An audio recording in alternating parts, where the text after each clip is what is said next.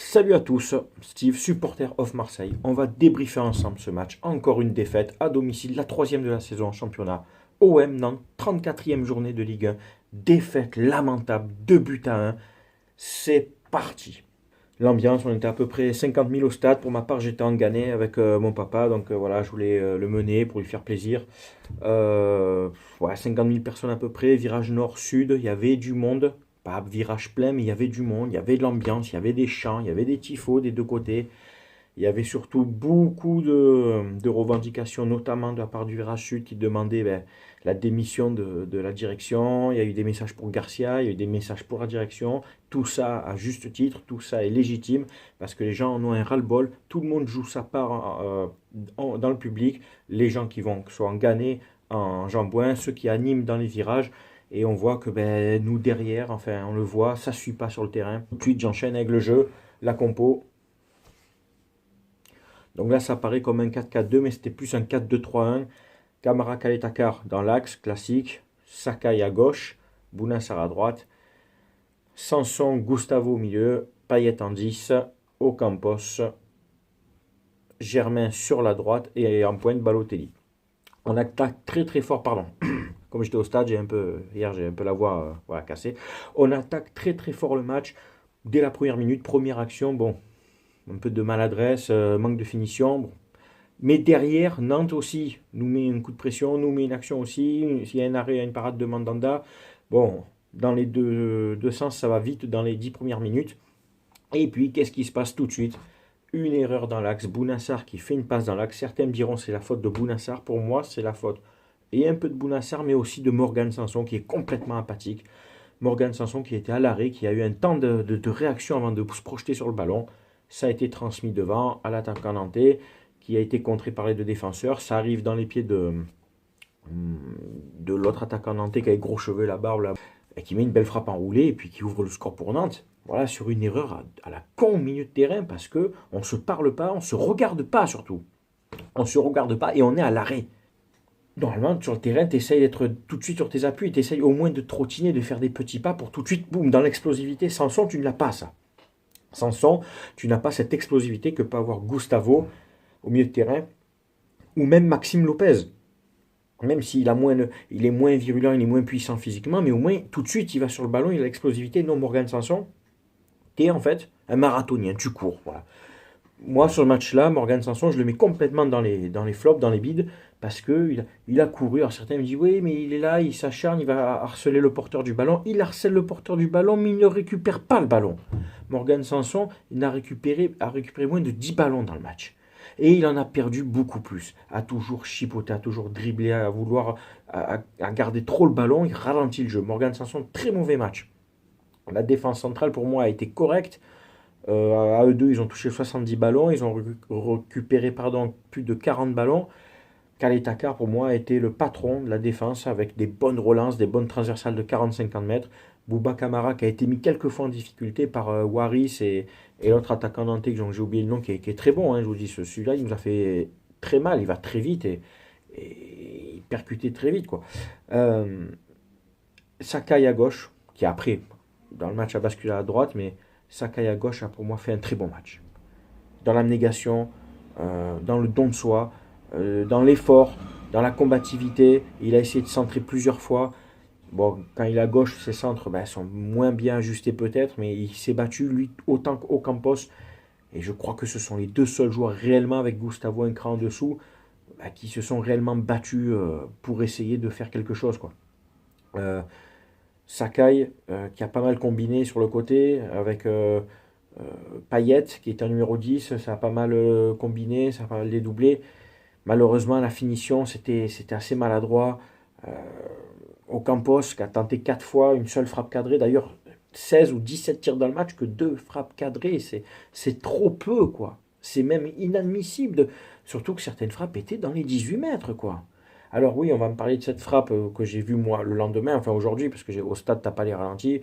Une frappe puissante déviée d'un bras. Bon, de toute façon, il y avait 0-0 à ce moment-là. Ça peut ou pas siffler. Enfin, on va pas se cacher derrière l'arbitrage. Arbitrage d'ailleurs, au niveau des cartons jaunes, l'arbitrage nous a saqué sur certains faits de jeu. Enfin, sur certaines situations où le numéro 3, Diego Carlos, a plus passé de temps au sol que debout. Il y avait un petit peu d'exagération ce jour-là. Alors, je veux bien que tu aies du vice, mais après, au bout d'un moment, tu en fais trop, Diego Carlos. Oh, big bisou. Oh, écoute-moi, il faut que tu joues un peu au ballon. Tu es un bon joueur de ballon, tu es un très bon défenseur. Montre-le. Parce que quand il fallait revenir sur le terrain, tu revenais en cavalant. Donc, Diego Carlos, pour moi, en a fait trop et il aurait mérité un carton jaune, puisque nos joueurs ont pris des cartons jaunes pour un apparemment excès d'engagement. On me dit que Balotelli aurait dû prendre un rouge. Moi, je n'ai pas vu les images, donc je vous fais confiance. Si vous me dites que le rouge est mérité au vu d'un geste, je veux bien le comprendre. Mais peut-être que ce geste a été atténué par la prestation d'acteur de Diego Carlos. Donc l'arbitre a dû se dire il doit en rajouter encore un peu. Après, donc on égalise par un beau mouvement. Encore une passe décisive de Ocampos, la 6e, pour le 8e but de Balotelli en Ligue 1. Et on revient à 1-1 avant la mi-temps. Balotelli, bon, hormis son but, je ne suis pas emballé par son match. 16 ballons touchés. Bon, il remise un peu, mais il court pas des masses. Des fois, il était à contresens. Quand on attaquait, il était trop bas, on ne pouvait pas le trouver. J'ai l'impression qu'il joue pour lui, pour mettre sa dizaine de buts.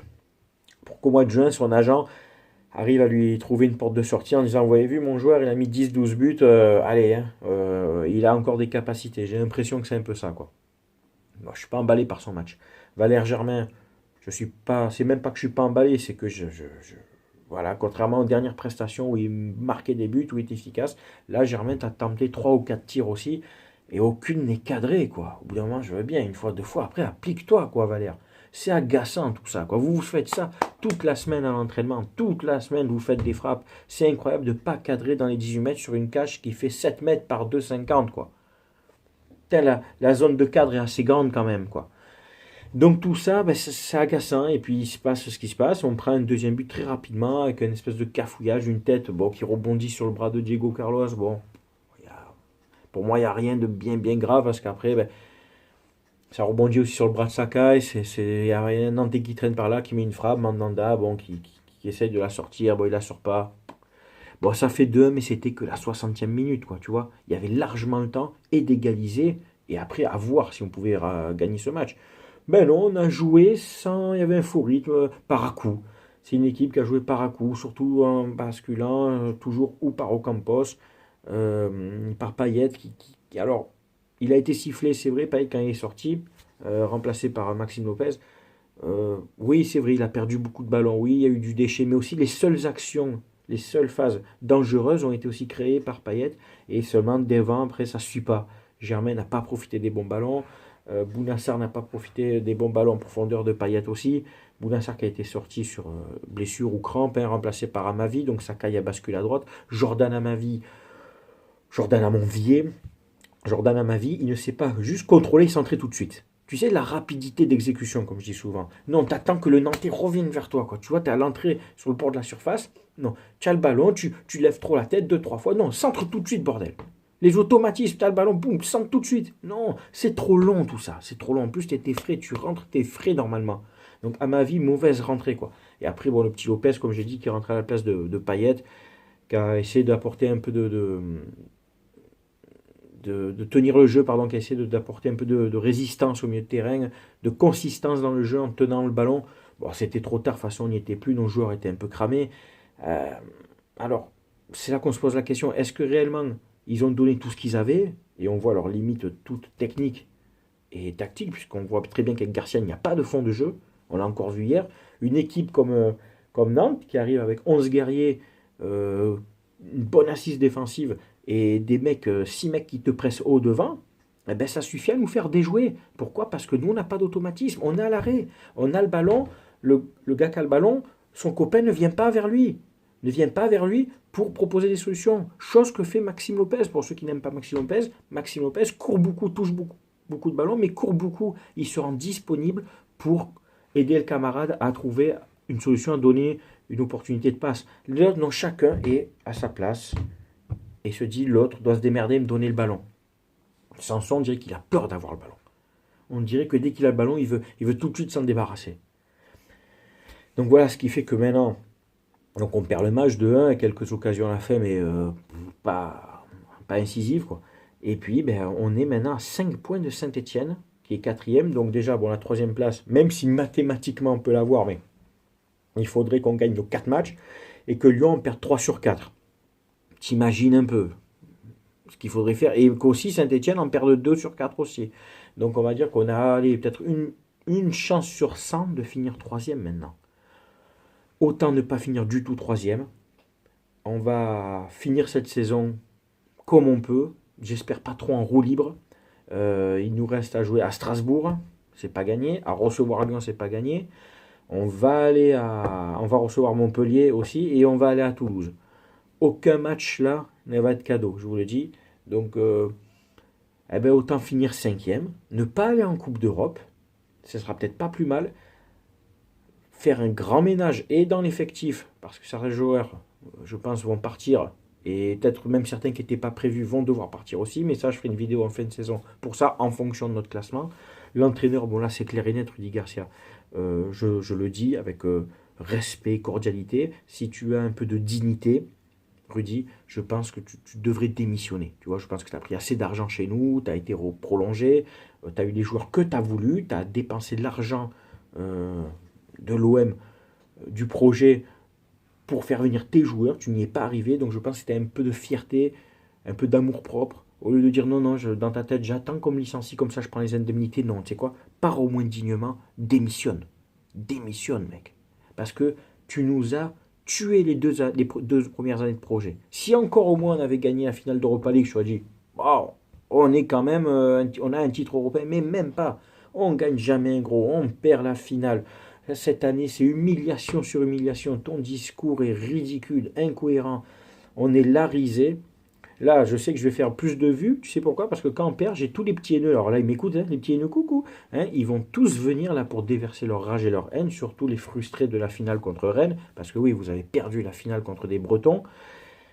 Eh ben, là, ils vont venir se déverser leur rage ici. Donc venez, hein, faites des vues, venez commenter. C'est bon pour ma page, c'est bon pour ma chaîne. Et je fais vite une petite parenthèse sur le geste de Neymar, le fragile. Ce qu'il a fait, c'est scandaleux.